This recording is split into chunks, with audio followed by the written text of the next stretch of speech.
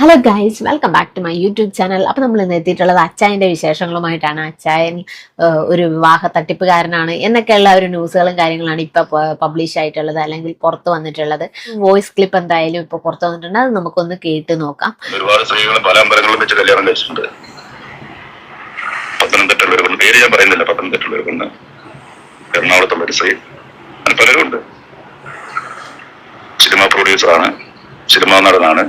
അപ്പതാ cinema പ്രൊഡ്യൂസറാണ്, സിനിമയിൽ എടുക്കാം എന്നൊക്കെ പറഞ്ഞിട്ടാണ് പെൺകുട്ടികളെ തട്ടിപ്പിലേക്ക് വീഴ്ത്തിയിട്ടുള്ളത് എന്നാണ് ഈ ഒരു വോയിസ് ക്ലിപ്പിലൂടെ മനസ്സിലാക്കുന്നത്.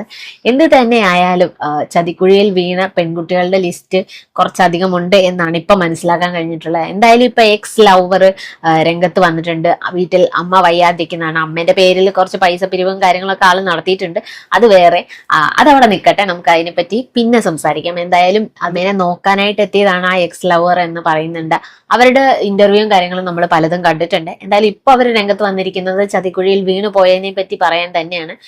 സോജൻ ഭയങ്കരമായിട്ടും അവരെ ബുദ്ധിമുട്ടിച്ചിരുന്നു എന്നുള്ള രീതിയിൽ തന്നെയാണ് അവർ പറഞ്ഞിട്ടുള്ളത്. അതുപോലെ തന്നെ പൈസ തട്ടിപ്പും കാര്യങ്ങളും ഒക്കെ അവർ പറഞ്ഞിട്ടുണ്ട്. ഈ ഒരു വോയിസ് ക്ലിപ്പിൽ പറയുന്നത് പല സ്ത്രീകളെ ഈ പുള്ളി വിവാഹം വാഗ്ദാനങ്ങളിലൂടെയും സിനിമാ വാഗ്ദാനങ്ങളിലൂടെയും എല്ലാം തട്ടിപ്പിൽ വീഴ്ത്തി എന്നുള്ളതാണ്. എന്ത് തന്നെയായാലും ഉടനെ തന്നെ ഇതിന്റെ സത്യാവസ്ഥ പുറത്തു വരണം. എന്തായാലും എമ്പുരാൻ ഇറങ്ങിയപ്പോൾ ബാലണ്ണന് കുറച്ച് റെസ്റ്റ് കിട്ടി. എന്തായാലും ആ ഒരു സ്ഥാനത്തേക്ക് എത്താനാണ് ഈ സോജണ്ണൻ ഇറങ്ങിയിരിക്കുന്നതെന്നാണ് എനിക്ക് തോന്നിയിട്ടുള്ളത്. എന്തായാലും ഒരു നാൾ സത്യം മറന്നു നീക്കി പുറത്തു വരും. അത് സോജണ്ണനും അല്ലെങ്കിൽ ബാലണ്ണനും എല്ലാവരും അറിഞ്ഞിരിക്കണം.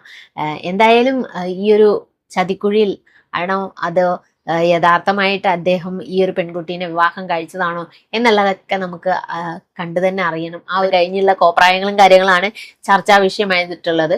അതും കല്യാണം കഴിഞ്ഞത് ഒരു അമ്പലത്തിൽ നിന്ന് കല്യാണം കഴിയുക, അമ്പലത്തിൽ നടക്കാൻ പാടില്ലാത്ത കാര്യങ്ങൾ പലതും നടത്തുകയും ചെയ്തതായിട്ടാണ് വീഡിയോസിൽ നമ്മൾ കണ്ടിട്ടുള്ളത്. അത് എക്സ് ലവർ പറയുന്ന ആരോപണങ്ങൾ അച്ചായന്റെ ഭാഗത്തു നിന്നുണ്ടായിട്ടുണ്ടെങ്കിൽ തീർച്ചയായും അതിനുള്ള ശിക്ഷ അദ്ദേഹത്തിന് കിട്ടണം.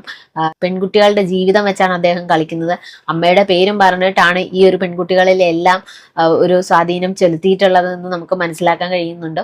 അപ്പോൾ പെൺകുട്ടികൾ ശ്രദ്ധിക്കുക, ഇത്തരം ചതിക്കുഴികളിൽ വീഴാതിരിക്കുക. വീഡിയോ ഇഷ്ടപ്പെട്ടെങ്കിൽ ലൈക്ക് ചെയ്യുക, ഷെയർ ചെയ്യുക, കമന്റ് ചെയ്യുക. പുതിയൊരു വീഡിയോ ആയിട്ട് നമ്മൾ വീണ്ടും വരുന്നതായിരിക്കും. അതുവരെ ബൈ.